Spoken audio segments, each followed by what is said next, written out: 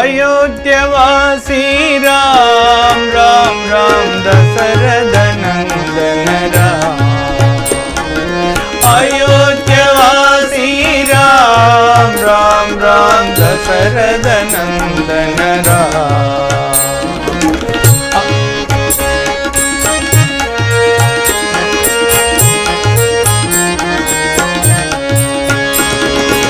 अयोध्यवासी राम राम राम दशरथ नंदन राम। अयोध्यवासी राम राम दशरथ नंदन राम। पतित पावन जानकी जीवन पतित पावन जानकी जीवन सीता मोहन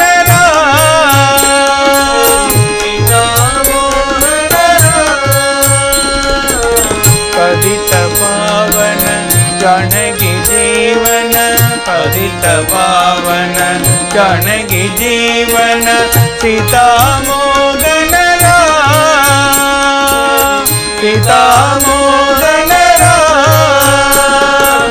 अयोध्यवासी राम राम राम दशरथ नंदन राम। अयोध्यवासी राम राम दशरथ नंदन राम। हरि नारायण राम राम राम अच्युत केशव राम। हरि नारायण राम राम राम अच्युत केशव राम। राजीव लोचन रघुकुल नायक राजीव लोचन रघुकुल नायक राजा राघव राम राघव राम। अयोध्यवासी राम राम राम दशरथ नंदन राम। अयोध्यवासी राम राम राम दशरथ नंदन राम। पतित पावन जानकी जीवन पतित पावन जानकी जीवन सीता मोहन राम सीता मोहन राम। हरि नारायण राम राम राम अच्युत केशव राम। हरि नारायण राम राम राम अच्युत केशव राम। राजीव लोचन रघुकुल नायक राजीव लोचन रघुकुल नायक राजा राघव राम राजा राघव राम। अयोध्यवासी राम राम राम दशरथ नंदन राम। अयोध्यवासी राम राम राम दशरथ नंदन राम। राम राम दशरथ नंदन राम। राम राम दशरथ नंदन राम।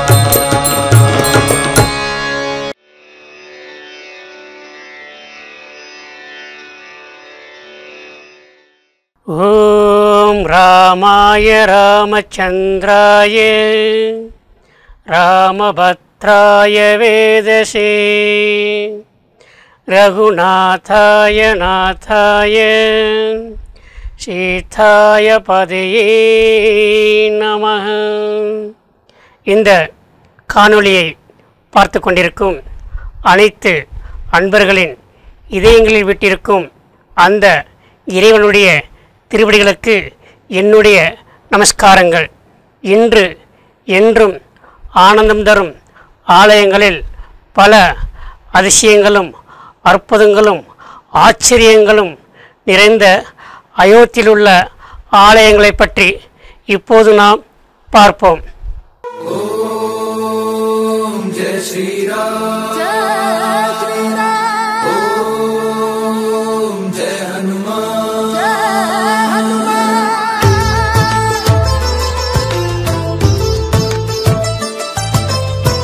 இந்த ஆலயமானது இதிகாச ஸ்தலமாகவும் முக்தி ஸ்தலங்களில் முதன்மையான ஸ்தலமாகவும் அதேபோன்று ஆன்மீக ஸ்தலமாகவும் வரலாற்று செய்திகள் நிறைந்த ஸ்தலமாகவும் இவ்வாறு பல பன்முக பெருமைகளுடைய ஸ்தலமாக அயோத்தி ஸ்தலம் விளங்குகின்றது. இத்தகைய பல பெருமைகளுடைய அயோத்தி ஆலயத்தை பார்ப்பதற்கு முன்னால் அயோத்தியில் உள்ள பாலராமனுடைய ஆரத்தியை தரிசிக்கலாம் வாருங்கள். जय जय जय सिया राम बोलो बोलो जय जय जय सिया राम जय जय जय सिया राम बोलो बोलो जय जय जय सिया राम. மேற்கொண்ட பாலராமர் அவர்கள் பூமியில் அவதாரம் செய்வதற்கு காரணம் என்னவென்று பார்த்தால், எப்போது பூலோகத்தில் தர்மம் குறைந்து அதர்மம் அதிகரிக்கின்றதோ அப்போது தர்மத்தை நிலைநாட்டுவதற்காகவே பகவான் அவதாரம் செய்கின்றார். அதேபோல் இந்த அவதாரமானது அதர்மத்தை செய்யக்கூடிய ராவணனை அழிப்பதற்காகவும் தர்மத்தை நிலைநாட்டுவதற்காகவே பகவான் ராமர் அவதாரம் செய்துள்ளார். இத்தகைய ராமர் அவர்கள் எதற்காக அயோத்தியை தேர்ந்தெடுத்தார் என்பதை பார்க்கும் பொழுது எல்லோருக்கும் மிக ஆச்சரியமாக காணப்படுகின்றது. ஆதி காலத்தில் விஷ்ணு பகவான் வைகுண்டத்திலுள்ள பார்க்கடலில் தனது அம்சமாக உள்ள நாராயண விக்கிரகத்தை பிரம்மாவுக்கு கொடுத்து வழிபட செய்தார். அத்தகைய பிரம்மா அவர்கள் தான் வழிபட்ட விக்கிரகத்தை இந்திரனுக்கு கொடுத்தார். இந்திரன் வழிபட்டு வரும் அந்த நாராயண விக்கிரகத்தை இஸ்வாகு மன்னன் தான் வழிபட ஆசைப்படுவதாக இந்திரனிடம் கேட்டான். அதேபோல் இந்திரனும் இஸ்வாகு மன்னர் கொடுத்தார். இஸ்வாகு அந்த விக்கிரகத்தை எடுத்து வந்து சராயு நதிக்கரையில் பிரதிஷ்டை செய்து வழிபடச் செய்தார். இவ்வாறு இஸ்வாகு வம்சத்தினர் பரம்பரையாக அந்த நாராயண விக்கிரகத்தை வழிபட்டு வந்தனர். அத்தகைய பரம்பரையில் வந்தவர்தான் தசரத மகா சக்கரவர்த்தி ஆவார்கள். அவருடைய வழிபாட்டின் காரணமாக அந்த இடமானது அயோத்தி நகரமாகும். இத்தகைய பல பக்தி நிறைந்த பூமியாகவும் ஆன்மீக சக்தி நிறைந்த பூமியில் பகவான் அவதாரம் செய்யும் அந்த அற்புத காட்சியை காணலாம் வாருங்கள். ராமன், பரதன், லக்ஷ்மணன், சத்ருக்னன். குருதேவா, இவர்களின் ஜாதகம் எப்படி? கிரக நிலைகள் என்ன? ஏன் இப்படி கேட்கிறாய் தசரதா?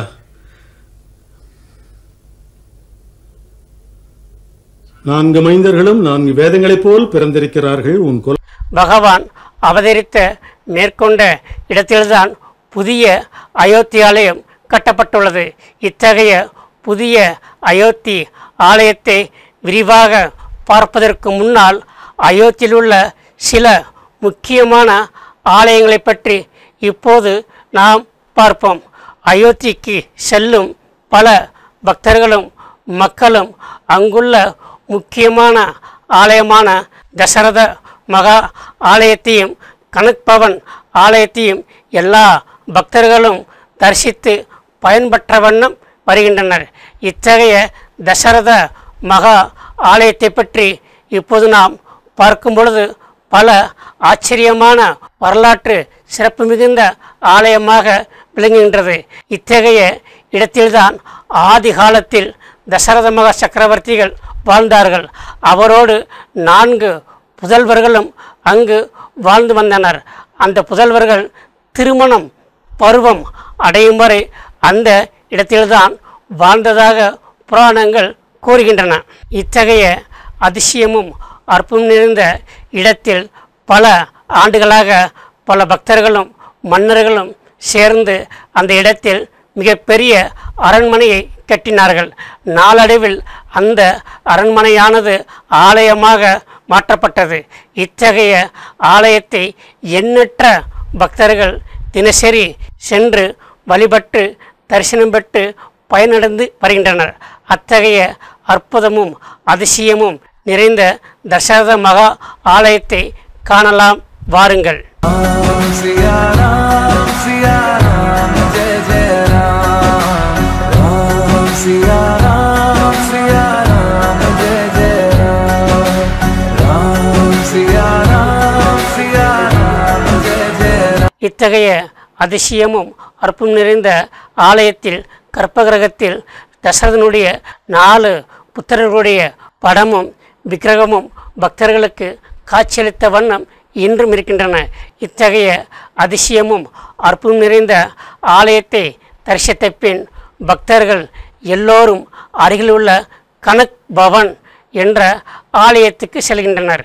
இத்தகைய கனக் பவன் என்ற ஆலயத்தில்தான் ஆதிகாலத்தில் ராமரும் சீதாவும் வாழ்ந்ததாக கூறப்படுகின்றது.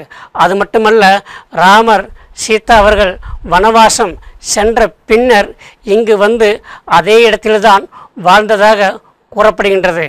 இத்தகைய இடத்தில்தான் கைகை அவர்கள் மிகப்பெரிய அரண்மனை கட்டி வாழ்ந்ததாகவும் அந்த அரண்மனையை அன்பு பரிசாக ராமருக்கு வழங்கியதாக புராணங்கள் கூறப்படுகின்றன.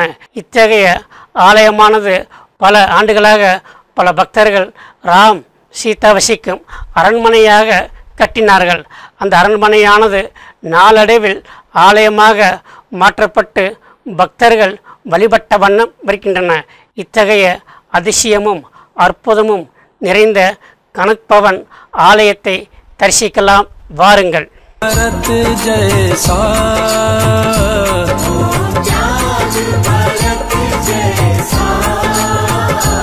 सीता सी नारी हो, सीता सी नारी हो, और लब कुश के जैसी संतान हमारी हो, लब कुश के जैसी संतान हमारी हो. और மேற்கொண்ட ஆலயத்தில் ராமர் சீத்தை வாழ்ந்த காரணத்தினால் ராமாயணம் என்ற மிகப்பெரிய காவியத்தை பக்தர்களுக்கு தந்தார்கள். அந்த காவியத்தை படித்த பல பக்தர்கள் பயனடைந்த வண்ணம் இன்றும் இருக்கின்றனர். பக்தர்கள் மேற்கொண்ட கனக்பவன் ஆலயத்தை தரிசித்த பின் எல்லா பக்தர்களும் பக்கத்திலுள்ள பரதன் வசித்த இடமான நந்தி கிராமமும் அனுமன் வசித்த இடமான அனுமன் ஆலயத்தை தரிசிக்க செல்கின்றனர். மேற்கொண்ட பரதன் வசித்த நந்தி கிராமம் எவ்வாறு உருவானது என்பதை பார்க்கும் பொழுது மிக ஆச்சரியமாக இருக்கின்றது. ஆதி காலத்தில் ராமர் அவர்கள் வனவாசம் சென்று வனவாசத்தில் சித்திரக்கோட் என்ற இடத்தில் வசித்து வந்தார். அவ்வாறு சித்திரக்கோட்டில் உள்ள ராமர் சீத்தை லட்சுமணனை எப்படியாவது அயோத்திக்கு அழைத்து வர வேண்டும் என்பதற்காக பரத சக்கரவர்த்தி அவர்கள் சித்திரக்கோட்டுக்கு செல்கின்றார். சித்திரக்கோட்டில் அருமை அண்ணன் ராமபிரானை தரிசனம் செய்கின்றார். ராமபிரானிடம் மன்றாடி கண்ணீர் மல்க கேட்கின்றார், நீங்கள் தயவு செய்து அயோத்திக்கு வாருங்கள், தாங்கள்தான் அயோத்தியை ஆட்சி செய்ய வேண்டும் என்று மன்றாடி பரதன் கேட்கின்றார். அதற்கு ராமபிரான் பரதனுக்கு பல ஆறுதல்கள் வார்த்தை கூறி நான் அங்கு வர முடியாது என்பதை கூறுகின்றார். பரதனும் விடாமல் மன்றாடி கேட்கின்றார். இத்தகைய சகோதர பாசத்தை நாம் எங்கும் பார்க்க முடியாது. அந்த அளவுக்கு அண்ணனும் தம்பியும் அவர்கள் தங்களுடைய உணர்ச்சிகளை பரிமாற்றிக்கொள்கின்றனர். இறுதியாக பரதன் ராமரிடம் கேட்கின்றார், உங்களுடைய திருவடி பாதுகையை தாருங்கள், தாங்கள் இல்லாத அயோத்தியில் நான் வாழ விரும்பவில்லை, இதனால் தாங்கள் திருவடியை எடுத்துக்கொண்டு அயோத்தியின் எல்லை பகுதியுள்ள நந்திகிராம் என்ற இடத்தில் தாங்கள் திருவடியை அரியாசனத்தில் வைத்து பாத பூஜை செய்து நான் அயோத்தியை ஆட்சி செய்து வருவேன்.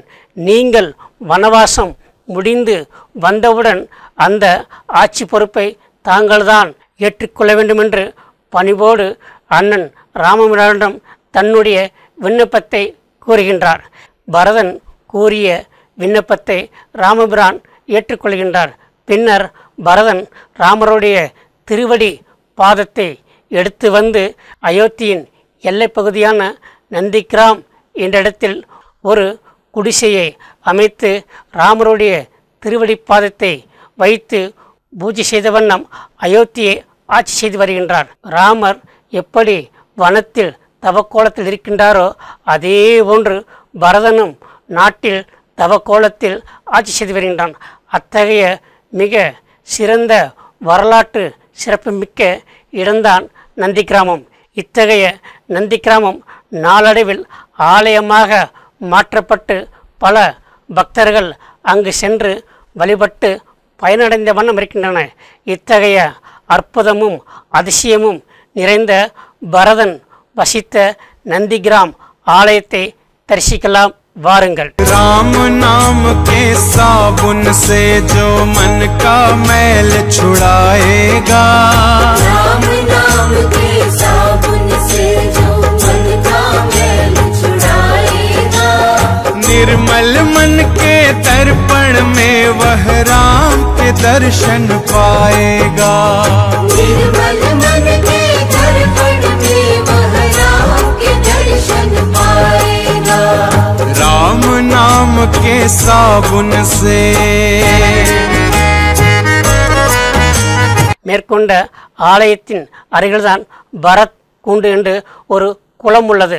அந்த குளத்தில்தான் பரதன் தினசரி நீராடிவிட்டு ராமருடைய பாதுகைக்கு பாத பூஜை செய்த வண்ணம் ஆட்சி செய்ததாக கூறப்படுகின்றது. அத்தகைய பரத் குண்டு என்ற குளத்தையும் பக்தர்கள் நீராடி பாவத்தை போக்கிய வண்ணம் இன்றும் இருக்கின்றனர். இத்தகைய பரதன் வசித்து வந்த அந்த ஆலயத்தை தரிசித்த பின் பக்தர்கள் எல்லோரும் அருகிலுள்ள ஆஞ்சநேயர் ஆலயத்திற்கு சென்று வழிபட செல்கின்றனர். இத்தகைய ஆஞ்சநேயர் ஆலயம் எவ்வாறு உருவானது என்பதை பார்க்கும் பொழுது மிக வியப்பாக இருக்கின்றது. ராமபிரான் வனவாசத்தின் போது அனுமன் அவர்கள் ராமரோடையே தங்கி சேவை செய்தார். பின்னர் வனவாசம் முடிந்து அயோத்தியை நோக்கி ராமர் வரும்பொழுது அனுமனிடம் சொல்கின்றார், நீங்கள் எனக்கு முன்பாகவே அயோத்திக்கு செல்லுங்கள், நான் அங்கு வந்து கொண்டிருப்பதாக செய்தியை பரதனிடம் சொல்லுங்கள், ஏனெனில் ஒரு நாள் தாமதமானாலும் என்னுடைய பிரியமுள்ள சகோதரன் பரதன் தற்கொலை செய்து கொள்வான், அதை நீங்கள்தான் தடுக்க வேண்டும். ராமருடைய வார்த்தையை கேட்ட ஆஞ்சநேயர் ஆகாயம் மறக்கமாக மிக விரைவாக அயோத்தியிலுள்ள நந்திகிராம் என்ற இடத்திற்கு செல்கின்றார். அங்கு சென்று பரதனிடம் ராமபிரான் அயோத்தியை நோக்கி வந்து கொண்டிருக்கின்றார் என்ற செய்தியை சொன்னவுடன் பரதனுக்கு மிக சந்தோஷமாக இருந்தது. அந்த செய்தியை சொன்னவுடன் அனுமன் அவர்கள் அரண்மனை பக்கத்தில் உள்ள ஒரு வீட்டில் தங்கியதாக கூறப்படுகின்றது. அந்த வீடுதான் நாளடைவில் ஆலயமாக மாறியது. அந்த ஆலயம்தான் இப்போது அனுமன் ஆலயம் என்று எல்லா பக்தர்களாலும் அழைக்கப்படுகின்றது.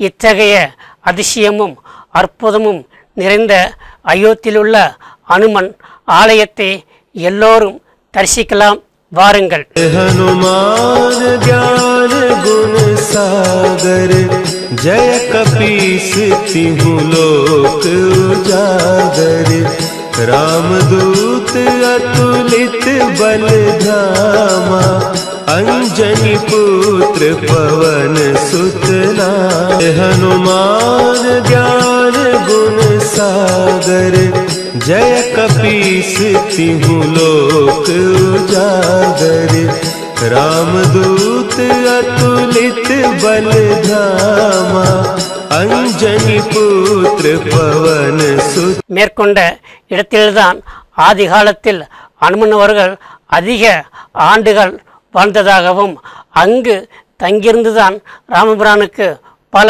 சேவைகள் செய்ததாக புராணங்கள் கூறுகின்றன. இத்தகைய ஆலயத்தில் எப்போதும் பக்தர்கள் கூட்டம் குவிந்த வண்ணம் காணப்படுகின்றது. அந்த அளவுக்கு அங்கு ஆஞ்சநேயரை தரிசிக்க வரும் பக்தர்களுக்கு ஆஞ்சநேயர் ஆனந்தத்தையும் ஆரோக்கியத்தையும் கொடுத்த வண்ணம் இன்றும் இருக்கின்றார். இத்தகைய ஆஞ்சநேயரின் ஆசீர்வாதத்தால் அங்கு செல்லக்கூடிய எல்லா பக்தர்களும் ஆரோக்கியமும் அமைதியும் பெற்று ஆனந்தமாக இன்றும் வாழ்ந்து கொண்டு இருக்கின்றனர். பக்தர்கள் மேற்கொண்ட ஆலயத்தை தரிசித்த பின் எல்லா பக்தர்களும் சராயு நதியும் சராயு நதி அருகிலுள்ள குப்தா காட் என்ற ஆலயத்தை தரிசிக்க செல்கின்றனர். அயோத்தி என்றாலே சராயு நதியை எல்லா பக்தர்களும் மறக்க முடியாது. அந்தளவுக்கு பாவங்களை போக்கும் மிக அற்புதமான தீர்த்தமாகவும் வழங்குகின்றது. அது மட்டுமல்ல, ராமர் பிறப்பு முதல் மறைவு வரை சாட்சியாக பார்த்து கொண்டு சராயு நதி இன்றும் வற்றாத ஜீவநிதியாக இன்றும் ஓடிக்கொண்டிருக்கின்றது. இந்த நதியின் உதவியால் தான் இங்குள்ள பக்தர்களும் மக்கள்களும் பல பசுமை வளங்களை பெற்று பல செல்வங்களை பெற்று வளமோடு ஆனந்தத்தோடும் இன்றும் வாழ்ந்து கொண்டு வருகின்றனர். இத்தகைய பெருமையுள்ள சராயு நதியை பற்றி ரிக்வேதத்தில் மிக விரிவாக கூறப்பட்டுள்ளது.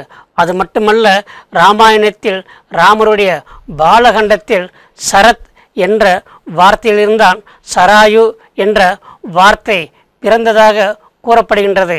இத்தகைய சராயு நதியானது ராமர் பிறப்பதற்கு முன்பாகவே அயோத்தியில் பற்றாத ஜீவநிதியாக ஓடிக்கொண்டிருக்கின்றது.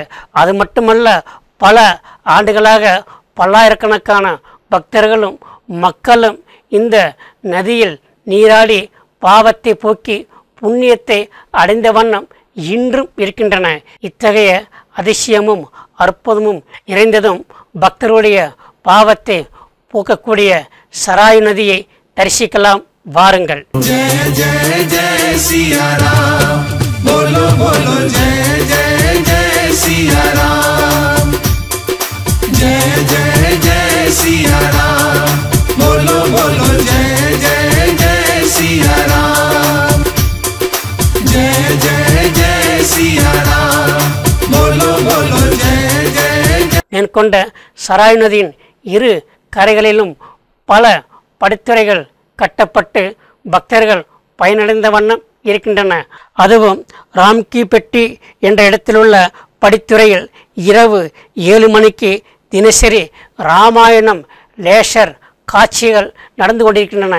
இத்தகைய இராமாயண காவியத்தை லேசர் காட்சிகளாக காட்டப்பட்டு பக்தர்கள் அவற்றை பார்த்து பயனடைந்த வண்ணம் இன்றும் இருக்கின்றன.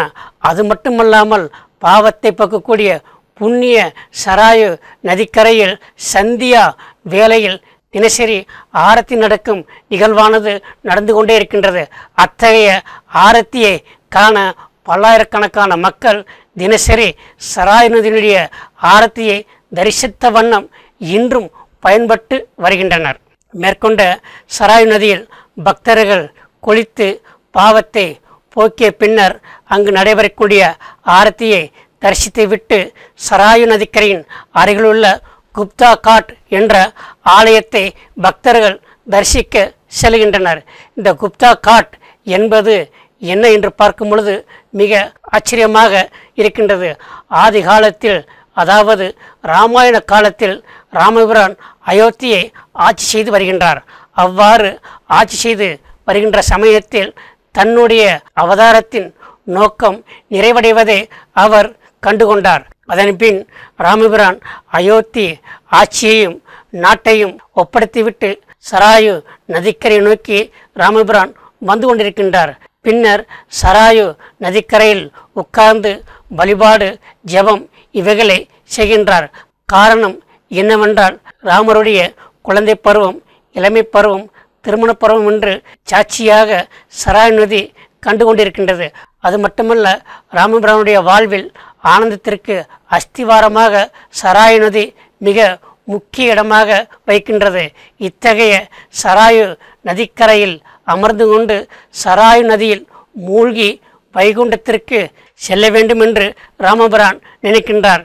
இதன் காரணமாக ராமபிரான் தனக்கு நெருங்கிய பக்தர்களை அழைத்து கொண்டு சராயு நதியில் மூழ்கி அவர் வைகுண்டம் சென்றதாக புராணங்கள் கூறப்படுகின்றன. இத்தகைய பல அதிசயங்களும் அற்புதங்களும் நிறைந்த இந்த இடத்தில்தான் பல ஆண்டுகளாக பல பக்தர்களும் பல மன்னர்களும் ஆலயத்தை எழுப்பினர். அந்த ஆலயத்தை இன்றும் பல பக்தர்கள் வழிபட்டு பயனடைந்த வண்ணம் இருக்கின்றன. இத்தகைய வரலாற்று முக்கியத்துவம் வாய்ந்த குப்தா காட் என்ற ஆலயமானது ராமபிரான் மறைந்த இடமாகும். இத்தகைய அதிசயம் மிகுந்த ஆலயத்தை இப்போது பார்க்கலாம், வாருங்கள். जय जय राम श्री राम जय राम जय जय राम श्री राम जय जय राम.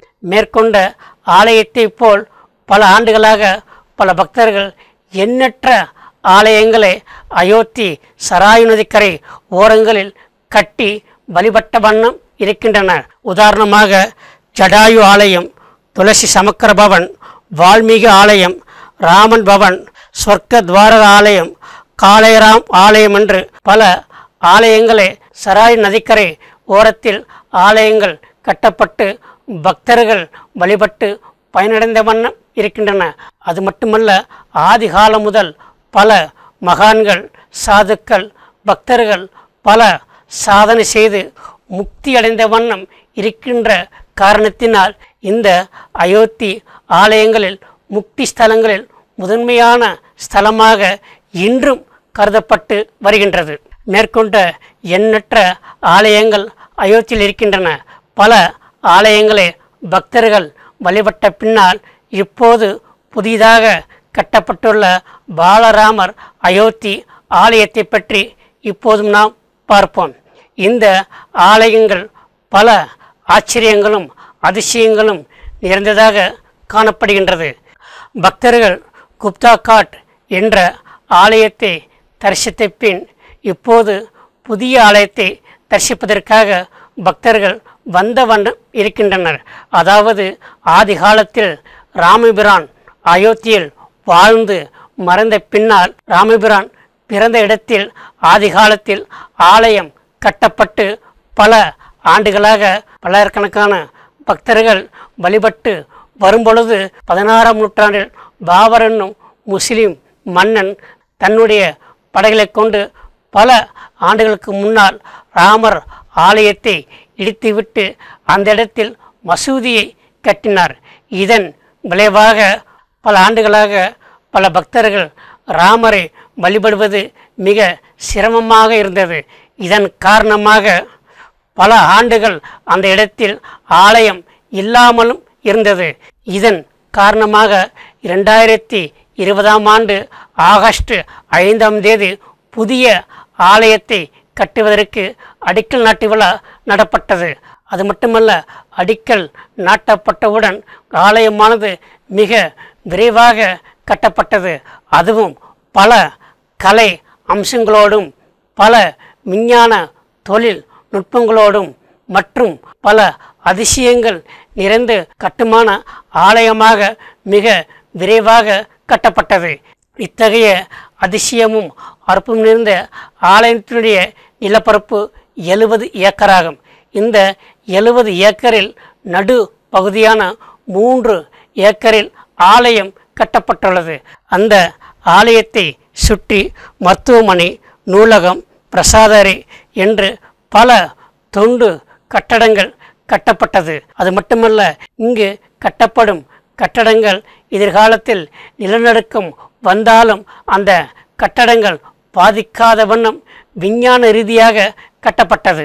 இத்தகைய அற்புதமிக்க ஆலயம் இரும்பு கம்பிக்கு பதிலாக கிரானைட் கற்கள் பயன்படுத்தப்பட்டது.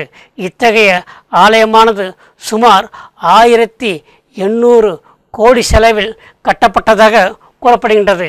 இத்தகைய ஆலயமானது 5 மண்டபங்களோடும் 3 மாடி தளங்களை கொண்டதாக காணப்படுகின்றது.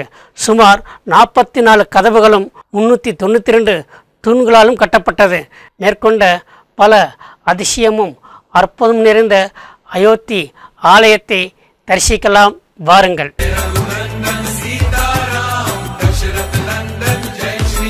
सिया राम जय जय राम चलो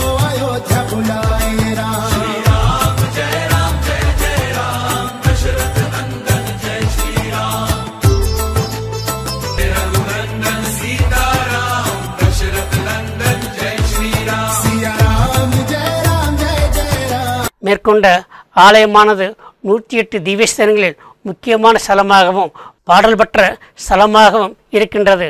உதாரணமாக பெரியாழ்வார், குலசேகர ஆழ்வார், தொண்டர்பொடி ஆழ்வார் என்று 5 ஆழ்வார்கள் பாடப்பட்ட ஸ்தலமாக விளங்குகின்றது. இத்தகைய அற்புதமும் அதிசயமும் நிறைந்த ஆலயத்தை தினசரி பல பக்தர்கள் ஆலயத்தின் கருவறையில் உள்ள பாலராமரை தரிசித்து பயன்பெற்ற வண்ணம் இருக்கின்றன. அது மட்டுமல்ல, அதிசயமும் அற்புதம் நிறைந்த அயோத்தி புதிய ஆலயம் வந்தவுடன் அயோத்தி நகரங்களில் உள்ள தெருக்களில் பல கலை நுணுக்கமுள்ள விக்கிரகங்கள் வடிக்கப்பட்டுள்ளன. அது மட்டுமல்ல, அயோத்தியின் ரோடு 2 பக்கங்களிலும் இராமாயணம் காவியத்தை உணர்த்தும் வண்ண ஓவியங்களும் வரையப்பட்டுள்ளன. அதோடு வண்ண விளக்குகளும் அலங்கரிக்கப்பட்டு எல்லா பக்தர்களையும் கவர்ந்த வண்ணம் இருக்கின்றன.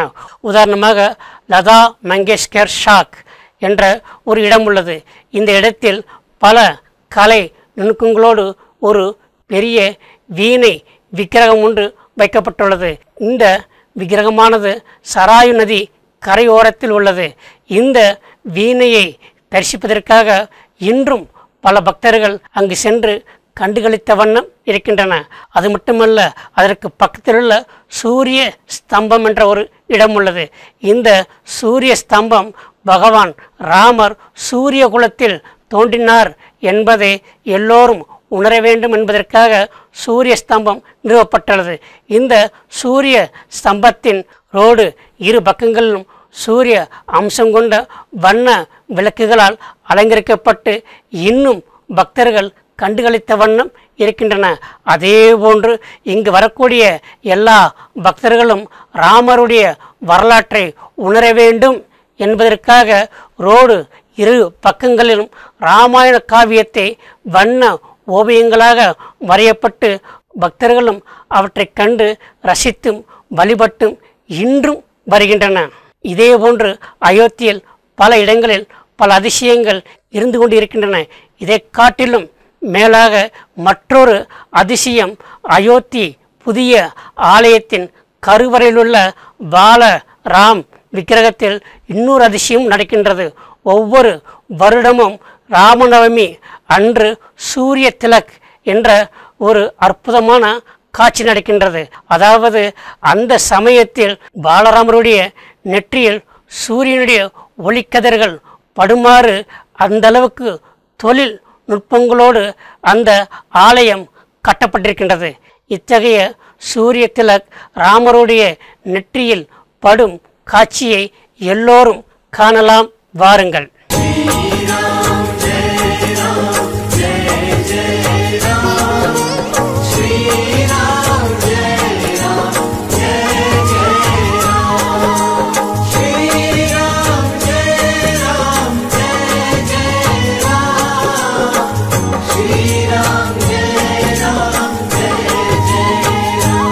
இத்தகைய அதிசயமும் அற்புதம் நிறைந்த பாலராமர் விக்கிரகத்தை தரிசிப்பதற்காக தினசரி பல்லாயிரக்கணக்கான பக்தர்கள் வந்து தரிசித்து பயன்பெற்ற வண்ணம் இருக்கின்றன.